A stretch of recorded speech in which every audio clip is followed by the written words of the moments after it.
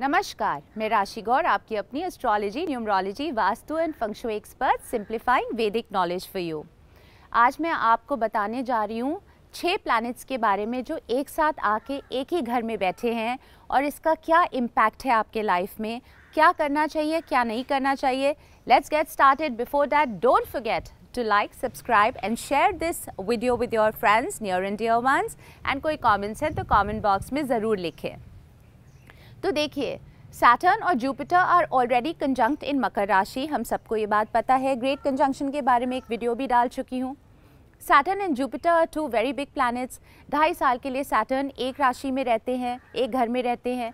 Jupiter एक घर में 1 साल के लिए रहते हैं। तो इन 2 प्लैनेट्स का एक बहुत बड़ा इम्पैक्ट हमारे लाइफ में आता है। They are very powerful planets. एक कर्म का प्लैनेट है, एक धर्म का। इसके अलावा 4 प्लैनेट्स और इनके साथ आके बैठ गए हैं मकर राशि में।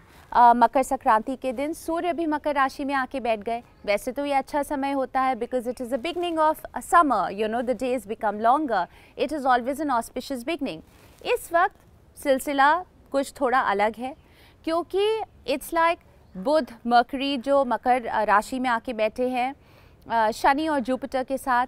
इसके साथ साथ वीनस भी आके बैठेंगे एंड ऑफ जनवरी। चंद्रमा भी आते और जाते रहेंगे।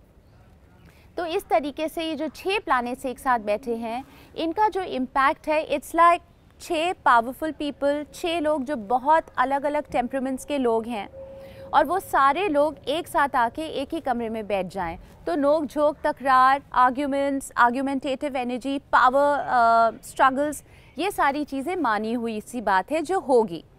So these are some of the impacts of these 6 planets coming together. जो सूर्य है वो पिता है और जो शनि है वो पुत्र है इन आर वैदिक एस्ट्रोलॉजी। इन दोनों की आपस में बनती नहीं है। Surya is about leadership, it is about king like qualities, और जो शनि है वो एक डेमोक्रेटिक प्लैनेट है, इट बिलीव्स इन इक्वालिटी। तो Surya it's more like an autocratic planet believing in king-like qualities, and जो शनि है वो equality और democracy को signify करते हैं। सूर्य जो है वो शनि को आके combust कर रहे हैं और जो शनि है वो अपने घर में बैठे हैं जिनको सूर्य का वहाँ आना पसंद नहीं है। So basically it's going to be a lot of power struggle. जो लोग power position में होंगे वो सबसे ज़्यादा affected feel करेंगे। ईगो इस वक्त बिल्कुल काम नहीं करेगी। So the time right now, and I'm talking about January, February and March, जो समय है इस वक्त ये लाइलो रहने वाला है। It is a time to be humble, it is a time to do your work with hard work and humility. Anybody who shows ego or gets into these power struggles is the one who is going to get affected in a negative manner. Shani तो combust है ही है, तो शनि के combust होने का एक थोड़ा सा फ़ायदा ये है कि वो लोग जिनकी 7.5 चल रही है उनको थोड़ा सा इससे I'd say the effect of 7.5 will be reduced a little, the negative effect will be reduced, so it's a good thing. अब हम बात करते हैं जुपिटर की। जुपिटर भी कंबस्ट है। Jupiter is a very benefic planet, गुरु, देव गुरु। वो हमें ला के देते हैं good effects in terms of children, in terms of marriage, education, यहाँ तक कि धन भी हमें देवगुरु जुपिटर से प्राप्त होता है। तो जब जुपिटर कंबस्ट हो जाते हैं वो बेसिकली काफ़ी पावरलेस पोजीशन में है। वो वैसे भी शनि के साथ है, शनि के घर में है, धर्म का भाव कर्म में आके बैठ गया है। उसके अलावा वो सूर्य के साथ कंबस्ट हो गए हैं। During the time and Jupiter's combust actually कोई भी ऑस्पिशियस काम नहीं करने चाहिए। So anything which has to do with auspiciousness like शादी है, एंगेजमेंट है, कोई नई प्रॉपर्टी खरीदना, नई गाड़ी खरीदना, मुंडन है, नामकरण है, इत्यादि बहुत सी ऐसी चीज़ें होती है। One should wait it out till March to get over before they do any of these auspicious things because Jupiter is combust and it's pretty much powerless. मैं एक एक करके 12 राशियों के बारे में बताऊंगी कि लाइफ का कौन सा भाव है या कौन सा ऐसा एस्पेक्ट है जिसमें आपका फोकस रहेगा, जिसमें ये 6 सारे प्लैनेट्स अपना इफ़ेक्ट डाल रहे हैं, और कौन सा ऐसा एरिया है जिसमें आपको केयरफुल रहना चाहिए। बट बिफोर दैट एक और योग की मैं बात करूंगी जो इस वक्त फॉर्म हो रहा है till the 28th of March, और वो कहलाता है काल सर्प योग, या यूँ कहे कि काल सर्प दोष।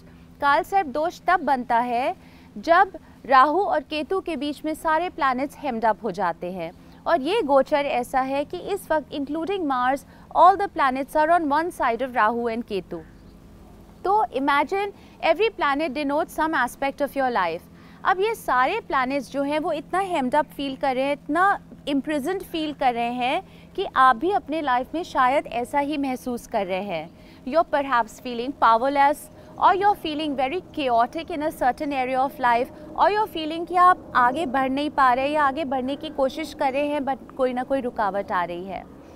Essentially what you need to do is कि आप अपने लाइफ में किसी ना किसी तरीके से बैलेंस वापस लेके आएँ, और वो जो बैलेंस है वो इस वक्त इस तरीके से लेके आएँ कि बहुत बड़े प्लान्स ना बनाएं, बहुत ज़्यादा लोगों की एडवाइस ना सुने, अलग अलग लोगों से इन्फ्लुएंस ना हो, कोई ऑस्पिशियस काम ना करे, और सिर्फ हार्डवर्क और डिवोशन के साथ चुपचाप लो की होकर अपना काम करते रहें।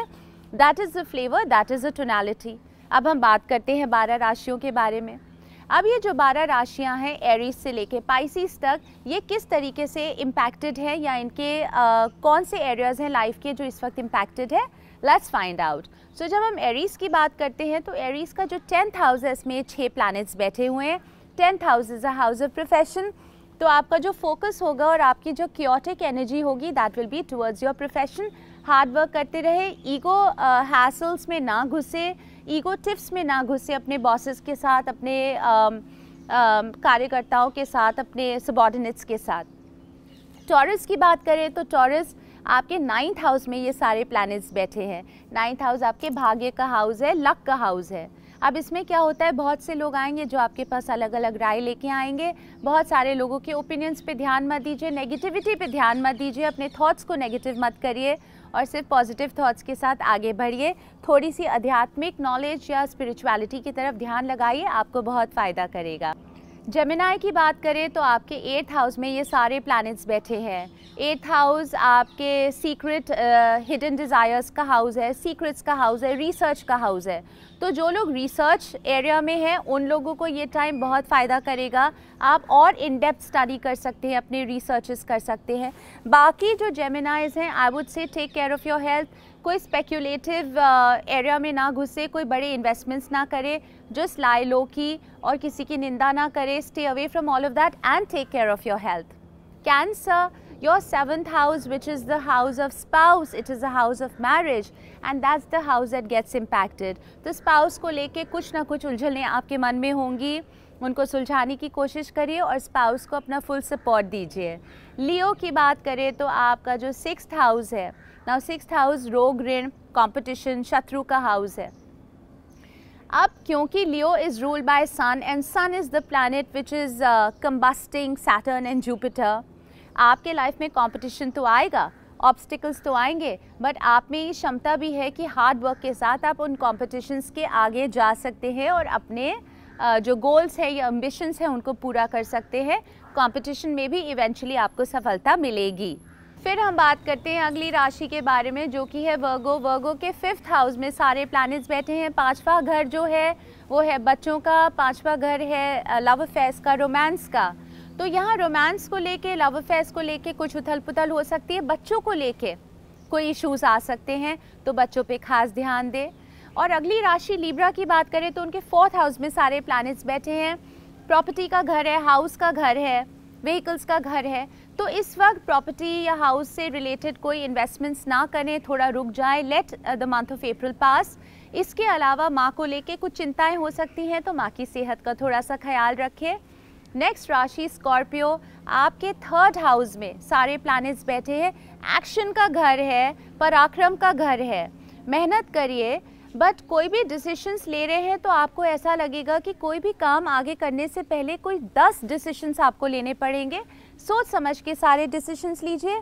दूसरों के एडवाइस बहुत ज़्यादा मत फॉलो करिए, खासकर अगर आप बहुत हाई लेवल पे हैं। और अपने सिबलिंग्स का थोड़ा सा ख्याल रखिए, उन पे अपना फोकस दीजिए। फिर बात करते हैं अगली राशि Sagittarius. Now you are ruled by Jupiter and Jupiter is combust right now, वो सन के बहुत करीब हैं। जुपिटर डेबिलिटेटेड भी हैं, तो कहीं ना कहीं आपको ये लगेगा कि आपकी जो एनर्जी है वो बहुत ऑप्टिमम नहीं है। अपनी हेल्थ का ध्यान दीजिए, थोड़ा सा आराम करिए। Wealth related issues crop up हो सकते हैं। अब इस वक्त थोड़ा वेल्थ और एसेट्स के बारे में कम सोचिए, फैमिली पे ज़्यादा ध्यान दीजिए एंड लाई लो की।